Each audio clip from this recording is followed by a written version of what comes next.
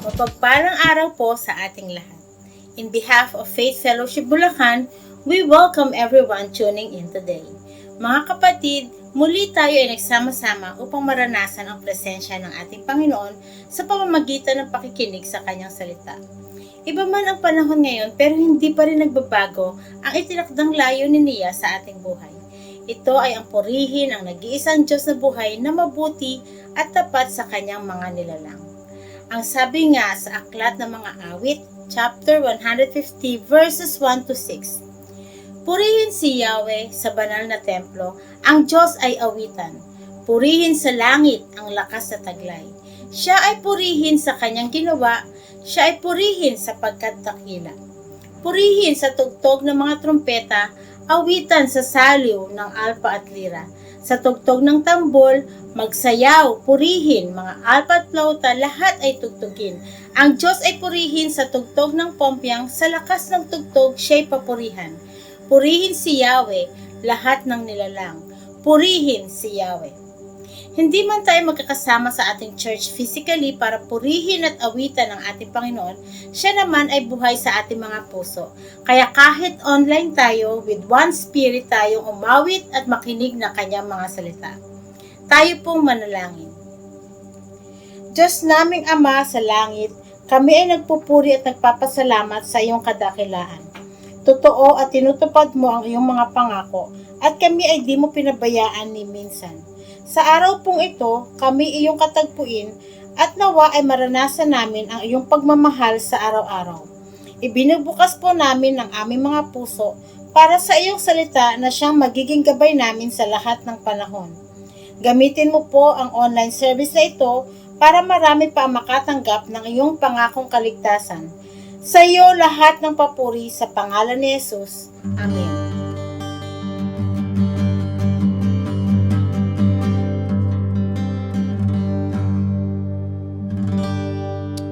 Good morning po sa ating lahat, church.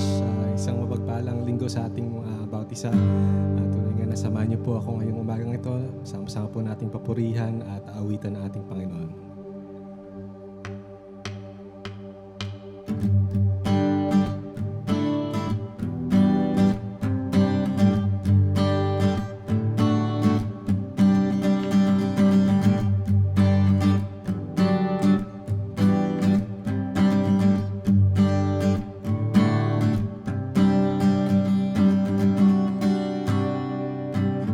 Secret in a quiet place, in the stillness you are there. In a secret, in a quiet hour wakes only for you. So I want to know you more. I want to know you. I want to hear your voice. I want to know you more.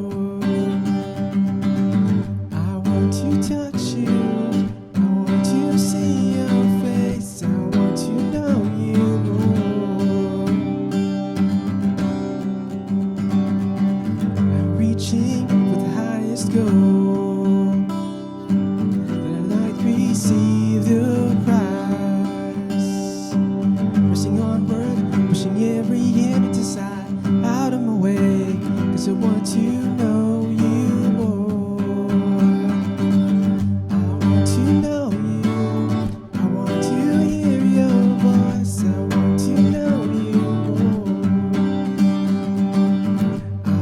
You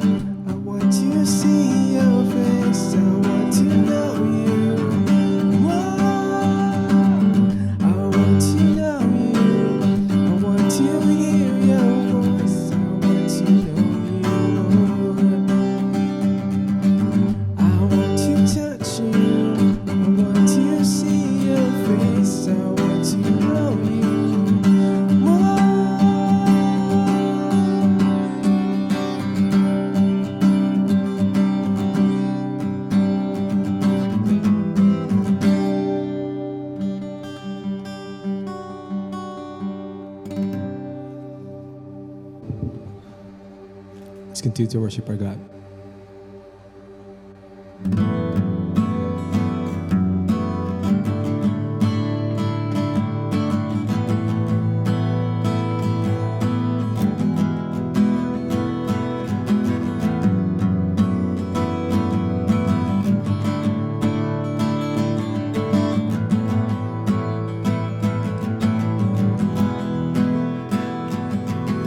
Christ is my reward and all of my devotion. Now there's nothing in this world that could ever satisfy. Through every trial, my soul will sing. No turning back, I've been set free. Christ is enough for me. Christ is enough for me.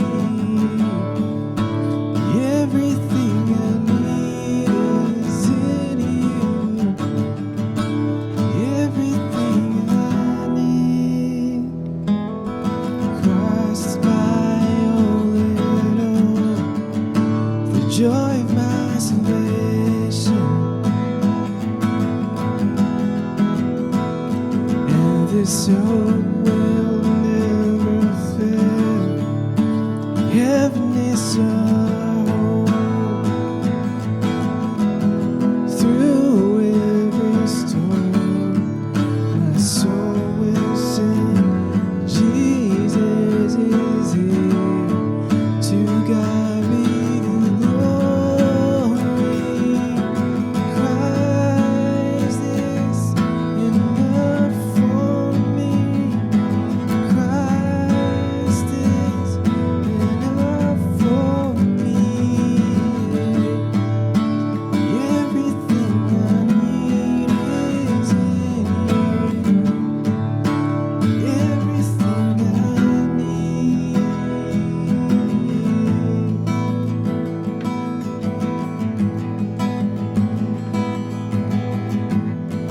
Let's continue to worship our God. Let's declare. I have decided to follow Jesus. No turning back. No turning back. I have decided to follow Jesus. No turning back. No turning back. The cross before me, the world behind me. No turning back. No turning back. The cross before me, the world behind me. No turning back, no turning back.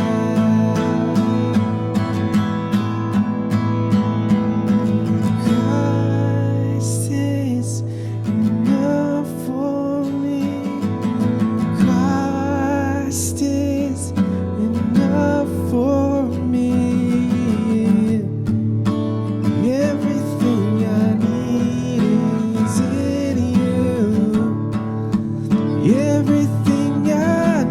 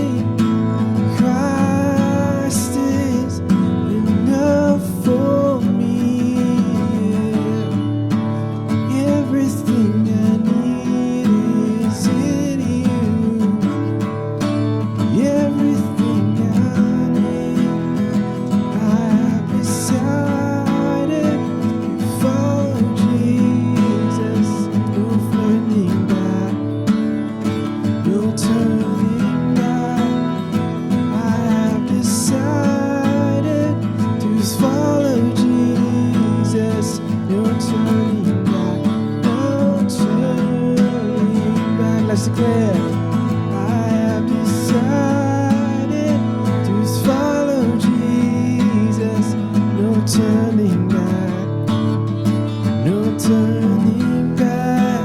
I have decided to follow Jesus. No turning back, no turning back.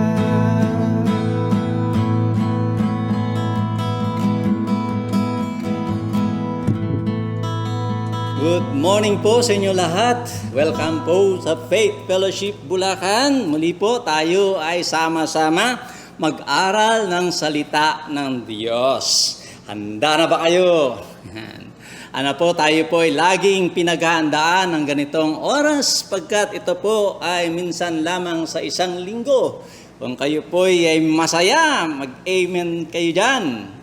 Amen! So tayo po ay magpatuloy sa ating pag-aaral na series itong buwan na ito. Ito po yung natawag natin na wisdom. Yan. Wisdom, karunungan. Napakalaga ang karunungan sa lahat, no? Sa sitwasyon, sa desisyon, sa anumang mga antas ng buhay. Kailangan natin ang karunungan. Ayun po. At huwag tayong padaya sa karunungan ng mundong ito. Maraming beses po na marahil mayroon tayong mga pananaw, yun. Pero ito kaya ay sinasang-ayunan ng salita ng Diyos. Baka naman hindi. So sa ating pag-aaral, lalo tayong maliliwanagan. So praise the Lord at napakinggan po natin mga aral, no? Nung Sunday through Ma'am Ermalie at talagang alam ko ng bawat isa ay nabuksan sa katotohanan ng karunungan ay napakahalaga sa buhay ng tao, lalo sa ating pamumuhay. Okay, so simulan po natin yung ating pong teksto ngayon sa 1 Corinthians chapter, simulan natin ng, verse 15 hanggang 30. Sabi po dito, so no one can say that you were baptized in my name. I also baptized the household of Stephanas. Beyond that, I don't remember I baptized anyone else. 1 Corinthians, for Christ did not send me to baptize, but preach the gospel, not with wisdom and eloquence, lest the cross of Christ be emptied in its power.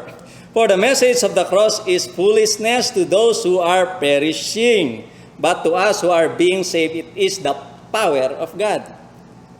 For it is written, I will destroy the wisdom of the wise, the intelligence of the intelligent I will frustrate. Where is the wise person? Where is the teacher of the law? Where is the philosopher of this age? Has not God made foolish the wisdom of the world? For since in the wisdom of God, the world through its wisdom did not know him, but was pleased through the foolishness what was preached to save those who believe. Jews demand signs and Greeks look for wisdom. But we preach Christ crucified, a stumbling block to the Jews and foolishness to Gentiles. But to those whom God has called, both Jews and Greek, Christ is the power of God and the wisdom of God. For the foolishness of God is wiser than the human wisdom, and the weakness of God is stronger than the human strength. Brothers and sisters, think of what you were when you were called. Not many of you were wise by human standards. Not many were influential. Not many were noble birth. But God chose the foolish things of the world to shame the wise. God chose the weak things of the world to shame the strong. God chose the lowly things of this world and the despised things, and the things that are not, to nullify the things that are, so that no one may boast before him.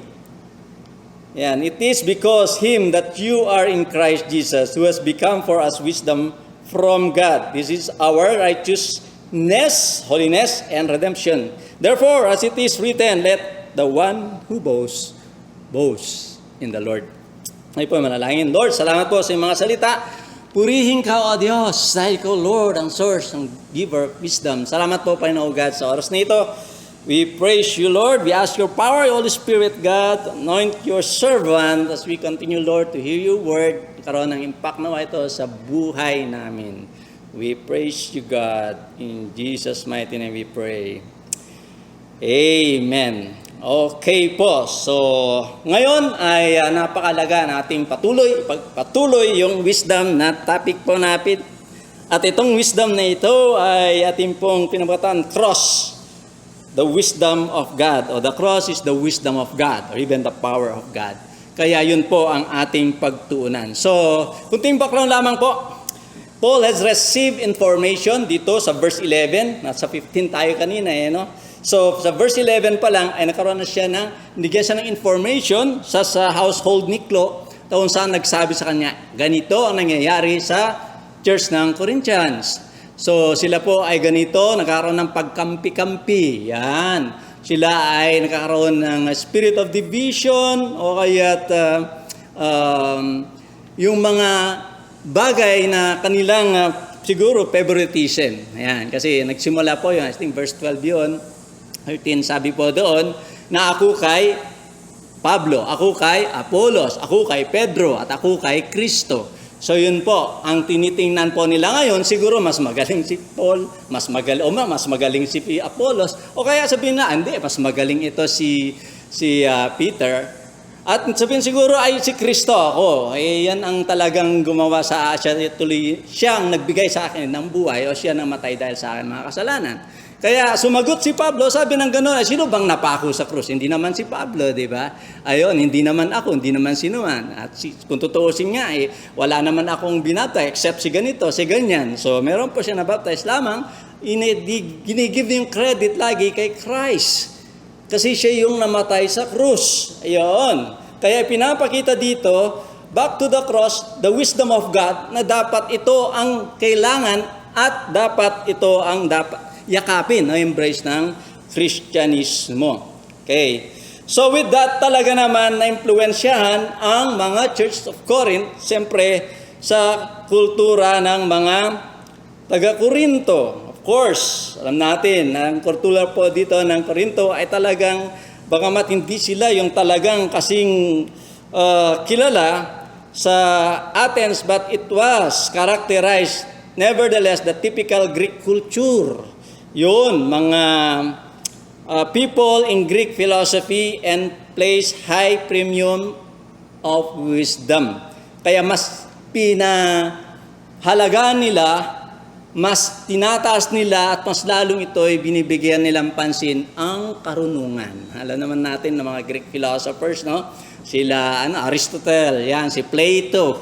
Ayun. At si Socrates, no? Hindi si Socrates Villegas, no? Yan po yung mga magkakasama yan na talagang mga Greek philosophers na talaga ito may mga matitinding mga kaalaman o kaya karunungan na marahil ito ay ipinagmamalaki ng mga Greek. At ito'y marahil nakita at kinukumpara nila kay Apollos, kay Pablo, kay of course si Peter, and then lastly si Jesus Christ. Ayan. So tingnan po natin dito na ano po ang kanilang mga description lalo kay Jesus Christ. Ayan. Kasi ang tingin nila kay Jesus Christ, lalo sa mga Greek at maging mga Jewish, iba ang tingin nila. Parang ordinaryong tao lang. Sabihin na, si Jesus Christ ay hindi siya yung talagang very weak siya. Ayan. Para bang expect nila ay talagang siya yung hari, siya yung talagang tagapagligtas na talagang siya yung nakakarwahe. Tulad ni David, son of David, tawag sa kanya. They expect him as a warrior, conqueror. Doon po, pero si Jesus Christ, siya ay anak ng carpenter. Kaya talagang frustrated, no? Kaya sabi na, siguro mas magaling pa si ganito kaysa kay Jesus Christ. Ayun. At the same time, yung mga wisdom ang kanilang tinagaan. Kaya sabi nila, yung kamatayan ni Jesus Christ sa krus ay foolishness yun. Talagang isang, biro mo ganun, sabi niya, wait, wisdom man lang, di sana, kailangan ka mamatay, dapat ikaw ay makipaglaban. Dapat ang kalaban mo, puksain mo. Hindi ikaw yung mapuksa, hindi ikaw yung mamatay. Diba? So, sabi ng mga Greek philosophers, hindi pwede yun. Pagka ganun, talagang kailangan ay tayo ang magtatagumpay. Yan. Dahil isang foolishness sa kanila, yung cross ni Jesus Christ. Biruin niyo yun. So, ganun na lang po ang kanilang pagkipaglaban dito. Kaya nga, maliwanag na doon po sa binasa po natin sa mga verses, talagang naroon yung pinagdidiinan nila na bilang mga merong kaalaman o merong karunungan ay hindi ganun sana nangyari kay Jesus Christ. Ayun, sa Jewish naman, expect talaga nila na ito ay powerful. Kaya ang kanyang cross, nangyari doon, yung kamatayan niya doon ay isang weak. Very weak naman yung ating inaasahan. Ba't ganun pa nangyari? Abang na abang tayo, dumating nga naman. Hindi naman talaga yung totoo yung ating na-expect na, o kaya sabihin natin ay talagang yung na-expect natin na ganito ka-powerful, hindi pala. Weak pala. Ayun po. Pero very explicit o open o talagang paano ni-reveal ni God sa kanila kung gaano ito ka-importante yung cross. Okay? So, yun po. So, ngayon po, sa ating pong pagpapatuloy nito, yun, bakit the cross is the wisdom of God. Yan. Maliwanag po, number one, because it brings us humility. Yung pagpapakumbaba na ginawa ni Jesus ay yun po ang dapat nating makita. Yung kanyang kamatayan sa krus, yung very shameful act o kaya yung kamatayan niya na talagang kahiya-hiya yun, pero ginawa niya pa rin yun. He demonstrated dun po sa krus. Dun po siya namatay. Dun yung kamatayan na kahihiya. No? At hindi yung kamatayan, binaril, gano'n lang, o kaya yung tinusok ka na lang o whatever, no? Maaring kamatayan, pwede kang itulak sa bangin, pwede kang lasunin, pero ang pinakamabigat, yung ipapako ka sa krus, nakikita ng sangkatauhan na talagang itong ginawang tangto ay talagang kahiya-hiya yung kanyang ginawa, kaya nararapat lang siyang mamatay. Ayun po. Pero dahil alam natin na si Jesus ay walang kasalanan, inako niya yun, ginawa niya yun. Pero yun, kailangan siyang mamatay sa krus. Ganun yung cause ng ating kasalanan. Kailangan yung kamatayan na ipapataw sa atin ay ipinataw lahat o kaya ipinataw sa kanyang buhay, yung kamatayan niya doon sa krus ng Calvary. Siya po ang namatay doon. The most shameful act na nangyari ay yung tunay nga na death of the cross. Kaya death from that cross. Kaya salamat sa Diyos. Kaya yung iba nga, di ba, pag namamatay sila ay ang ganda pa, yung kanilang kamatayan, no? Minsan talaga naaalagaan ng gusto at iba pa. Pero yung sinisigawan ka, mamamatay ka na nagingalo ka, yun po ang pinakamahirap sa lahat. Next po yun, under na it bring us humility, demonstrate the cross, yung pong pinakita niya and even destroyed the human standard regarding sa wisdom. Biro niyo yun, katulad nung sinabi ko sa inyo, mga philosophers, magagaling mga to. Ang standard, dapat ito ay napakatalinong tao, hindi dapat mangyari sa ganito, ba? Usually may mga ganun tayo meron tayong pinanghahawakan na standard. As long as meron kang right, ipaglaban mo. Totoo naman yun. Lamang, okay, so minsan kailangan mo i-give up yung rights mo kasi iyon ang paraan para ma-win mo yung tao, yun din yung paraan para maging mag-ayos kayo ng tao o kaya't magkaroon ng reconciliation and even unity and love. So yun po. Kaya napakalaga po yun na talagang sa pamamagitan niya dun sa krus ng Kalbaryo, ipinakita niya doon na ang standard ng mundo ay taliwas doon sa ginawa ng Panginoon. Ganun din. Minsan, very awkward na. Sinampal ka na nga, tapos ibibigay mo pang kabilang pisngi. Ang hirap nun. Diba? Agawan ka na nga ng balabal mo, ibibigay mo pa kung anong meron sa'yo. Ang hirap nun. Ayun. Di ba? So, very awkward or opposite talaga sa mundo. Di ba? Yung ganon. Ano po sa mundo? Kailangan gumanti. Anong ginawa sa iyo, gawin mo rin sa kanila. Ayun. Yun ang gustong-gusto ng mundo. Yun po ang karunungan ng mundo. Pag meron ng ano dyan, malapit na sa iyo, tukain mo na. Yung mga ganon ng wisdom ng mundo. Di ba? Pagka meron nag-abot under the table, kunin mo na. Ano yun? Sayang yun. Pera na, naging bato pa. Oo, yung mga ganun ng wisdom ng mundo. Ayun po. Ilagay mo ang pera mo dyan, kikita. 30%, 100%, even 200%. Talagang ano yan. Ganun yung standard ng mundo. Wais. Pero hindi ganun ang Biblia. Hindi ganun ang ating Panginoon.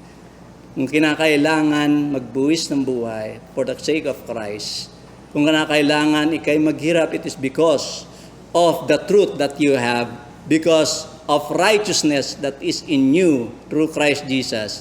Kailangan po yun. Sabi ko nga, di bali ako maghirap kaysa magnakaw.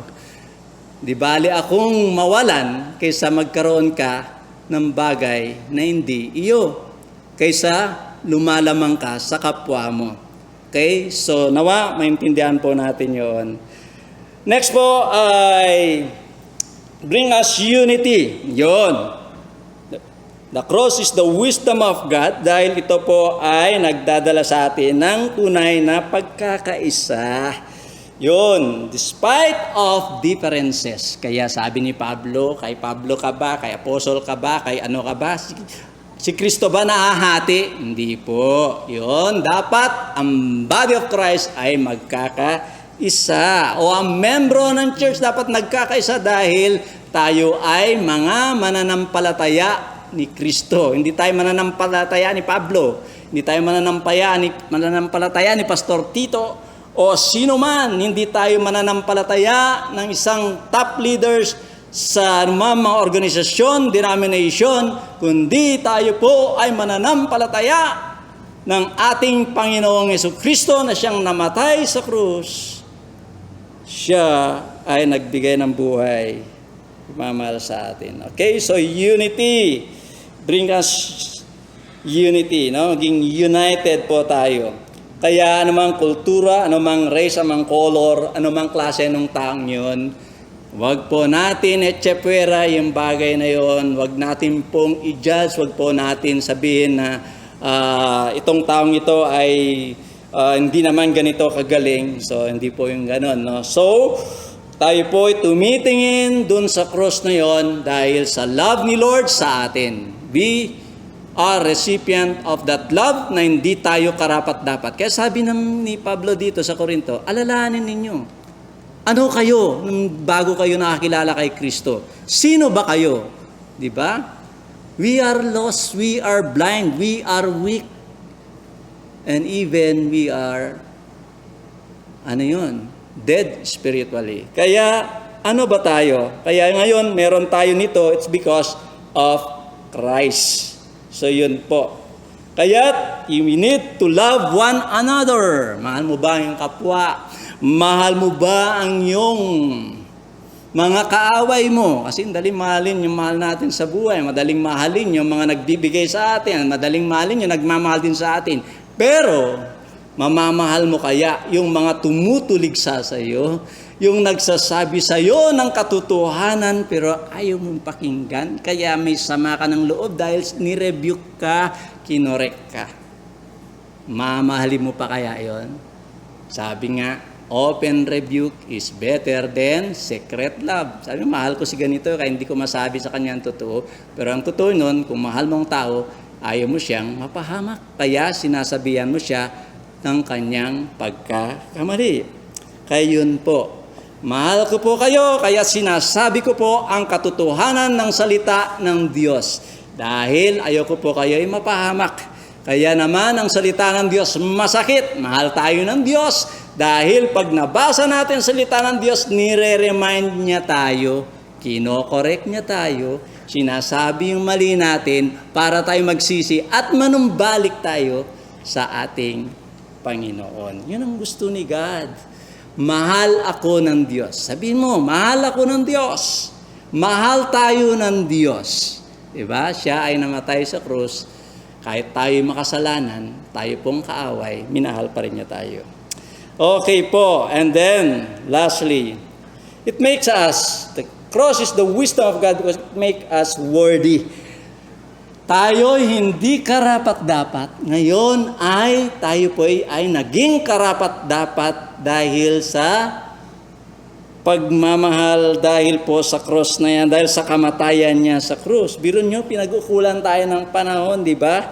Pinagyan tayo ng buhay. Kaya yun po, tayo ngayon ay naging karapat-dapat by the grace of God. Yun po. Yes, people ay maaring pinagtatawanan tayo. Yun. Tulad niyan siguro, yung mga mananampalataya ng mga Jewish noon sa panahon ni Jesus Christ, mga mananampalataya dun sa mga Korinto, sinasabi ng mga iba doon, ako, ano mananampalataya kay Jesus Christ? Walang wisdom yan. Yan. Kaya kayo lang ay mangmang na ganyan manampalataya kay Jesus. O kaya sabihin ng mga ibang Jewish na nag-expect sa darating pa si Jesus na mas pa, may sign na darating ng higit pa, no? At sabihin nila, bakit yung paniniwalaan si Jesus, namatay yan, very weak yun. Hindi po. Kaya, very weak si Jesus Christ, so you're so weak. Kaya ganun din. Siya ay, wala siyang wisdom, so therefore, wala ka ring wisdom. Ganun tingin nila. But praise the Lord. Sabi nga ng isang, meron ng t-shirt dati nabili, I'm full for Jesus. And whose full are you? Kung ako'y mangmang kay Jesus, kung ako man sa tingin mo nasisiraan ng ulo dahil kay Jesus, kanino ka ngayon nasisiraan? Di ba? Mas maganda na yon, yung bagay na yon. Kahit I'm weak with Jesus, hindi ako ganun ka-intelihente katulad mo at ganun katindi ang wisdom na meron ka sa mundong ito.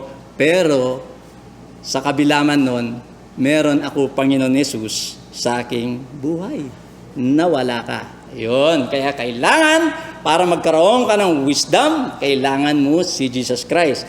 The wisdom and the power ay ma-obtain lamang sa pamagitan ni Kristo. Kaya sabi po ng verse na binasa natin doon, He is the wisdom and the power of God, si Jesus Christ. Kailangan natin si Jesus. Hindi po yung wisdom of this world. Napakarami ng ganyan. Kaya nagiging palalo po tayo sa ganung bagay. Okay? Naturo sa atin ni Ma'am Ermaline, hindi dahil meron kang intellect, dahil meron kang katalinuhan, meron ka ng wisdom. No. Ang wisdom ay yung buhay na pamumuhay ng matuwid at yung kaaya-aya sa harapan ng Diyos. Ayun po. Sa last verse, sabi doon, if you want to brag, kung gusto mong magmalaki, you brag for Jesus. Ipagmamalaki mo si Jesus because He is the wisdom and the power of God. The cross. Itong cross na ito, nakikita po natin, ay talagang nagpapaalala sa atin na sa pamamagitan nito ay it bring us humility. Talagang magkakaroon tayo ng tunay na pagpapakumbaba. Kung si Jesus ay nagpakumbaba, how much more na ako isang makasalanan. Kaya dapat tayo ay magpakumbaba. Kapag nakikita natin ang cross nito, because this is the wisdom of God, it brings us unity. Ang pagmamahal na ginawa ni Jesus sa atin ay higit pa. Kaya't bakit di natin o ipagkait natin ang pagmamahal na ito? Maging sino ka man, maging ano ka man, ano mang pinag-aralan mo, mababa, mataas, ano mang kulay mo, ano mang kultura mo, ano mang klase kang tao, we must love them. Maging, yun nga, karoon tayo ng unity. And lastly, pag nakikita nyo po yung cross, it make us worthy. Hindi tayo karapat-dapat, pero naging karapat-dapat tayo dahil sa Panginoon. Kaya salamat sa Panginoon Jesus. Though I am weak, God give me the strength. Ang Diyos ang magbibigay sa akin ng kalakasan. Though I am not eloquent sa pananalita, ang Diyos magbibigay sa akin ng tunay na kagalingan. At kung di man ako kasing runong sa mundong ito na nakikita nyo, ang Panginoon Yesus ang magbibigay sa akin ng tulong. Sana yun po i-claim po natin at ang Diyos tunay na nalulugod kapag na-recognize natin o in-acknowledge natin o ipamuhay natin ang bagay nito. The cross is the wisdom of God. Tayo po'y manalangin. Panginoon, salamat po. Tunay, O Diyos, wala po kaming may pagmamalaki. Tunay, O Diyos, na wala kaming magagawa kung wala ka, O Diyos. We are so thankful, God, dahil sa cross, ang pinakita nyo ang tunay na karunungan na very opposite, awkward sa mundong ito. I pray, Lord Jesus, ang buhay po namin ay hindi nakatuon sa tao.